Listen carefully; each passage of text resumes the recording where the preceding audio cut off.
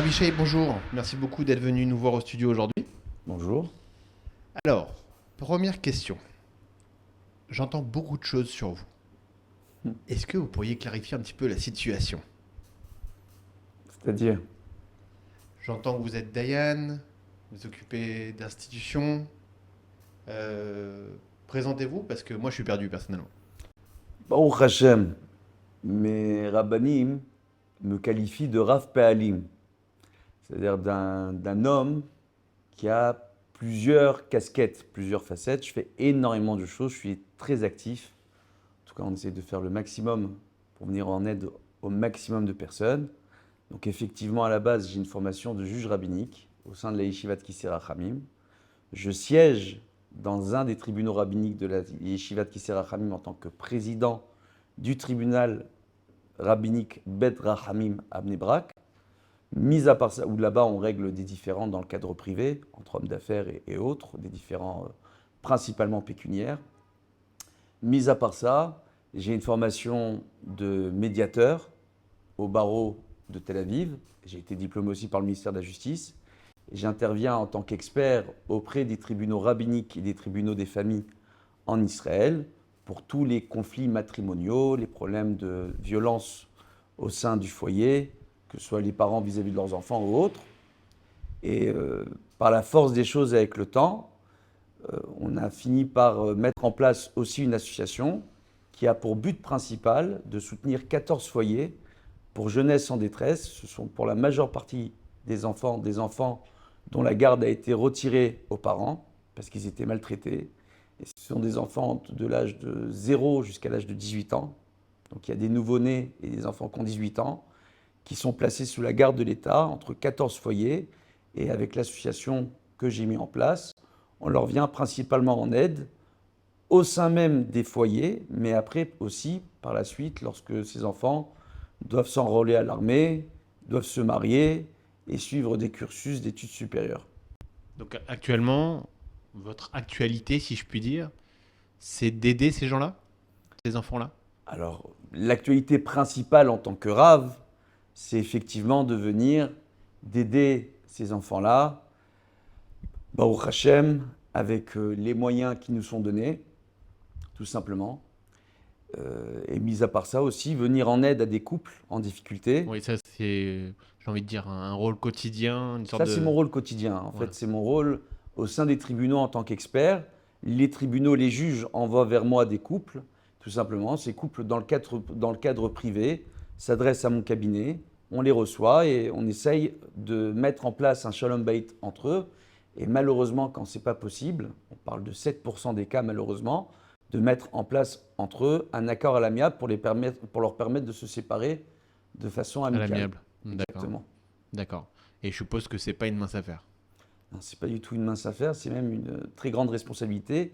Et très souvent, les tribunaux me demandent de rédiger des expertises concernant les couples pour savoir comment s'occuper d'eux. Mais la chose dont je suis le plus fier aujourd'hui, c'est mon rôle en tant que volontaire au sein de l'association que je préside, Donc c'est l'association Od Avinu Chai, c'est ça? Od Avinu Chai, D'accord. ce qui veut dire notre Père est encore en vie. Mhm. C'est un verset qui fait référence au verset de la Torah Od Avichai, lorsque Yosef s'adresse à ses frères, lorsqu'ils arrivent en Égypte et leur demande si son père est encore en vie. Et de là, il y a un chant populaire qui s'appelle Od Avinu Chai, que tout le monde connaît, d'accord, qui dit que notre père Avinu est encore en Chai. vie. C'est pour dire, et c'est le message pour tous ces enfants, de leur dire qu'ils ont un papa qui s'inquiète pour eux et qui s'inquiète de leur devenir et de leur avenir. Ok, très bien, Rav. Comment on peut faire pour vous aider dans votre quotidien? Alors quotidiennement, en réalité, Vous avez besoin de ressources, tout on a simplement. besoin de ressources, on a besoin d'être aidé. Par exemple, pour chaque fête, on organise pour ces enfants-là des repas de fête, on organise des distributions de cadeaux, à l'occasion principalement de la fête de Hanouka. Donc les gens peuvent s'adresser à nous pour nous donner des dons, que ce soit des dons numéraires ou des dons en nature, ce qui veut dire que parfois, on demande même aux gens de nous acheter carrément des cadeaux et de nous livrer les cadeaux pour les enfants à l'occasion des fêtes de Hanouka, par exemple. D'accord. Comment on fait pour activement aider l'association si on le désire?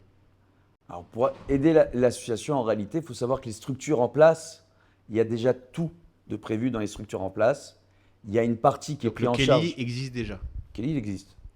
Ce qui veut dire que les structures, c'est 14 foyers à travers tout Israël, que ce soit à Ashdod, à Ashkelon, à Kfar Yona, à Afula, à Jérusalem et d'autres endroits encore. On a eu le plaisir d'aller à Foula ensemble d'ailleurs, chaque année. Baruch Hashem, Baruch à l'occasion Hashem. des fêtes de Hanouka, Mhm. parce que c'est un endroit qui se trouve très loin et que les gens n'ont pas forcément envie d'y aller. Absolument. Donc j'y vais moi en personne à Afula pour la distribution des cadeaux. Et ce qui se passe en réalité, c'est que à travers tous ces centres-là, il y a toute une équipe pédagogique avec psychologues, psychiatres, professeurs de chant, etc., qui sont mis en place pour aider ces enfants à s'épanouir. Ça, c'est premièrement. Mais en réalité, la chose dont on a le plus besoin sont de ressources. Pour seul exemple, lorsque ces enfants ont besoin d'être vêtus, chaussures, vêtements, etc., on a besoin d'aide. On a des gens qui viennent et qui nous donnent directement des vêtements, des chaussures, etc. Et l'autre point qu'il y a, c'est que à l'occasion des fêtes, on veut leur organiser des repas, on veut leur faire des petits cadeaux pour chaque fête, que ce soit les fêtes de Rosh Hashanah ou les fêtes de Sukkot. Toutes les fêtes juives, on marque le coup pour ces enfants-là. Mis à part ça, chaque année, on doit organiser la bar mitzvah et la bat mitzvah pour près de 250 Ouais, j'ai enfants. vu ça, c'est incroyable. C'est vraiment incroyable. Baruch Hashem, donc on organise chaque année des grandes soirées, d'accord? Il y a 2 grandes soirées dans l'année où on organise tout simplement un événement avec les magiciens, l'orchestre, etc. pour célébrer avec tous ces enfants leur bar mitzvah et même en invitant leurs parents à venir, bien que les parents n'aient plus la garde des enfants. Mon but premier, c'est de réhabiliter ces familles et de permettre à ces enfants, quand cela est possible, de réintégrer leur foyer en encadrant les parents. Rav, j'ai cru comprendre que vous aidez aussi beaucoup les Chayalim. Effectivement. Alors, ce qu'il faut comprendre, c'est qu'au sein des foyers, chaque année, on a des centaines de jeunes qui s'enrôlent à l'armée dans différentes unités. D'accord? Et que le contact que donnent tous ces jeunes à l'armée, c'est moi. Donc chaque année, je suis le papa de centaines de soldats qui rentrent à l'armée.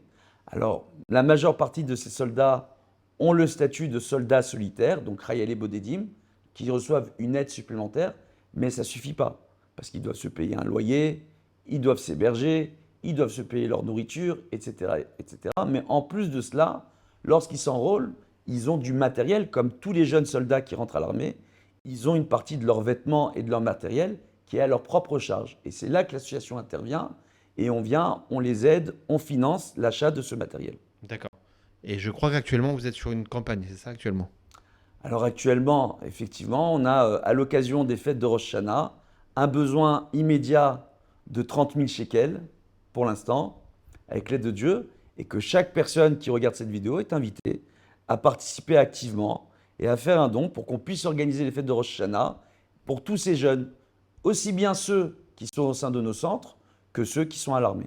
Et il y aurait une possibilité de faire un reçu SERFA quelque chose Sans dans le aucun genre? souci, il y a la possibilité de recevoir le reçu SERFA en France ou un reçu en Israël pour ceux qui feront directement leur don via la passerelle israélienne. D'accord, impeccable. Merci infiniment.